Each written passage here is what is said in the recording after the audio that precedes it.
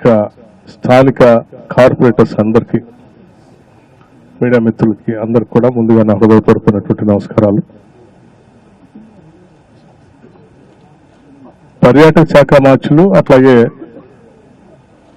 స్థానిక శాసనసభ్యులు, వ్యవసాయ శాఖ మార్చులు ఇద్దరు కూడా ఖమ్మం పర్యాటక శాఖపై పెద్ద ఎత్తున ప్రణాళికలు తయారు చేసి వాటిని అభివృద్ధి చేయాలనేటువంటి సంకల్పంతో కొన్ని ప్రపోజల్స్ ఈరోజు మనందరి ముందు ఉంచారు.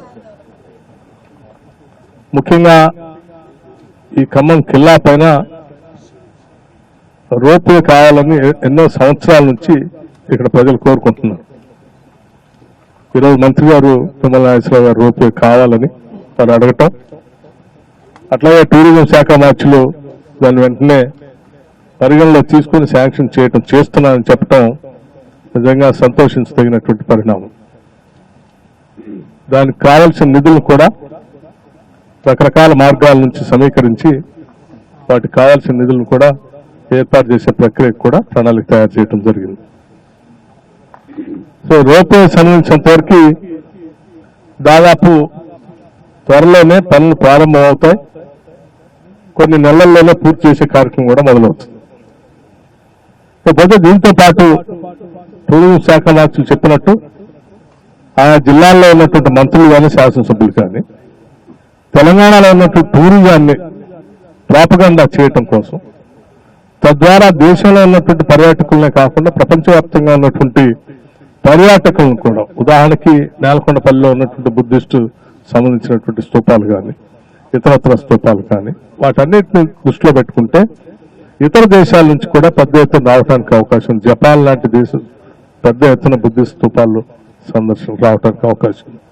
తద్వారా జిల్లాలో టూరిజం పెరగటం కాకుండా ఆదాయం కూడా పెరిగేటువంటి కార్యక్రమం, అనేక రకాలైనటువంటి ఉపాధి అవకాశాలు పెరిగేటువంటి అవకాశం ఈ ప్రాంత అభివృద్ధికి పెద్ద ఎత్తున ఉపయోగపడుతుంది. కాబట్టి ఆ కార్యక్రమాలు తీసుకొని ముందుకు పోయే క్రమంలో ఈ రాష్ట్ర ప్రభుత్వం పెద్ద ప్రణాళికలు చేసుకుని ముందుకు పోతాం. దాంట్లో భాగంగా మొట్టమొదటిసారి జిల్లాలో ఉన్నటువంటి మంత్రుల్ని, శాసనసభ్యుల్ని నెలకొకసారి కంపల్సరీ టూరిస్ట్ సెంటర్స్ లో వారి కుటుంబ సభ్యులతో బస చేయాలని చెప్పి టూరిజం శాఖ మార్చులు వారు ఒక చక్కటి ప్రోగ్రాం డిజైన్ చేశారు.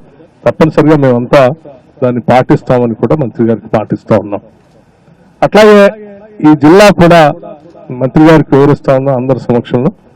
ఈ జిల్లాలో ఈకో టూరిజం సంబంధించి, ఆ టెంపుల్ టూరిజం సంబంధించి ఈ రెండింటికి కూడా ఒక బాగా ప్రాశస్త్యం కలిగినటువంటి జిల్లా ఇది. ఇక్కడ అద్భుతమైనటువంటి అడవులు ఉన్నాయి. కిన్నెరసాల లాంటి ప్రాంతం దగ్గర నుంచి మొదలు పెడితే భద్రాచలం పరిసర ప్రాంతాల్లో ఉన్న అడవులు కానీ ఇవన్నీ కూడా ఈకో టూరిజం డెవలప్ చేయడానికి బాగా ఉపయోగపడేవి.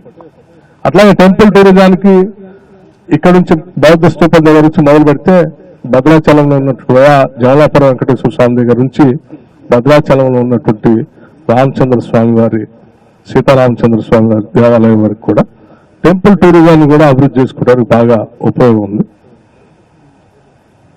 వీటన్నిటిని అభివృద్ధి చేయడానికి కావలసిన నిధులు పూర్తి స్థాయిలో ఈ రోజు ఇందిరమ్మ ప్రభుత్వం సంపూర్ణంగా నిధుల్ని ప్రవేశపెట్టడం జరిగింది. ఎటువంటి ఇబ్బంది లేదు.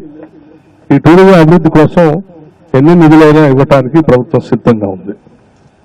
తద్వారా ఈ రాష్ట్రాన్ని ప్రపంచవ్యాప్తంగా మార్కెటింగ్ చేసుకొని ప్రపంచ పటంలో తెలంగాణ రాష్ట్రాన్ని ఎదిగేటట్టు చేసే కార్యక్రమంలో భాగంగానే టూరిజాన్ని పెద్ద ఎత్తున చేపడతా ఉన్నాం. దీనికి సంబంధించి మంత్రి గారు ప్రత్యేకంగా దృష్టి తీసుకుని రాష్ట్ర వ్యాప్తంగా ప్రతి జిల్లాకి ఇట్లా పర్యటన చేసే కార్యక్రమాన్ని డిజైన్ చేశారు. ఏ జిల్లాకి వెళ్తే ఆ జిల్లాలో ఉన్నటువంటి మంత్రుల్ని, శాసనసభ్యులు అందరినీ తీసుకొని ఆ జిల్లాలో ఉన్నటువంటి టూరిస్ట్ ప్రాంతానికి సంబంధించిన సైట్లన్నింటినీ వారు విజిట్ చేసి ముందుగా వాటికి పబ్లిసిటీ తీసుకొచ్చే కార్యక్రమాన్ని వారు స్టేట్ వైడ్ గా తీసుకున్నారు. అందులో భాగంగా ఇప్పటికే మహబూబ్నగర్ జిల్లా కంప్లీట్ చేశారు. ఇప్పుడు ఖమ్మం జిల్లా టేకప్ చేశారు. భవిష్యత్తులో కూడా రాష్ట్రంలో ఉన్న అన్ని జిల్లాలు కూడా ఇదే రకమైనటువంటి ప్రోగ్రాం టేకప్ చేయబోతా ఉన్నారు. అంటే మనం గతంలో ఇప్పటి వరకు చూడనటువంటి టూరిజం అభివృద్ధి అంటే ఏంటో చాలా స్పష్టంగా ఇందిరమ్మ రాజ్యంలో ఈ రాబోయే సంవత్సర కాలంలో మనం చాలా స్పష్టంగా చూడబోతా ఉన్నాం. దీనికి కావాల్సిన విధంగా వారు ఇందాక అక్కడ నేలకొండపల్లి దగ్గర చెప్పారు. హైదరాబాద్ నగరం అనేది సాఫ్ట్వేర్ ఇండస్ట్రీకి డెస్టినేషన్ గా ఉన్నటువంటి నగరం.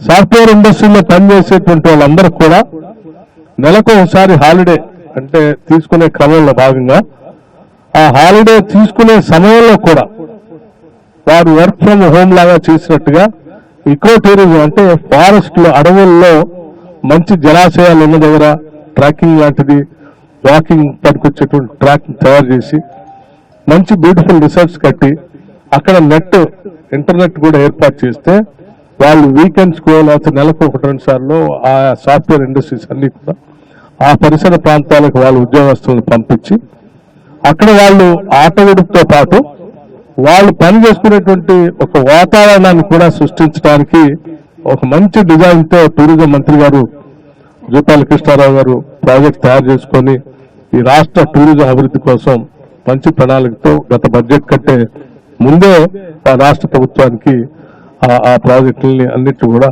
సబ్మిట్ చేయడం జరిగింది.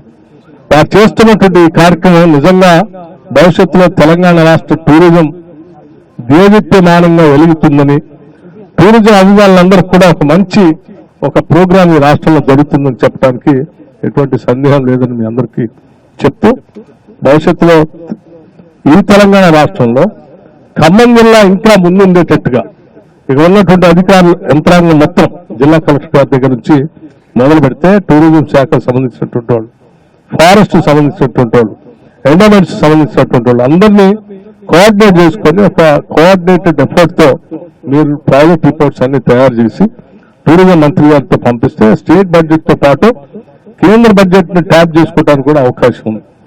వాటన్నిటిని చేసుకుందామని చెప్పి సవినయంగా మీ అందరికి మనవి చేస్తూ కార్యక్రమంలో పాల్గొంచుకోవడానికి వచ్చేసినటువంటి మీడియా మిత్రులందరికీ కూడా మరొకసారి నేను హృదయపూర్వకమైనటువంటి ధన్యవాదాలు తెలియజేస్తూ మీరందరూ కూడా దీనికి విరివిగా ప్రాచుర్యాన్ని ఇచ్చేటువంటి కార్యక్రమం చేపట్టవలసిందిగా కోరుతా ఉన్నాం. ఎందుకంటే టూరిజం పెరిగితే మీడియా వ్యవస్థకు కూడా పెద్ద ఎత్తున వార్తలు ఆదాయం కూడా పెరుగుతుంది.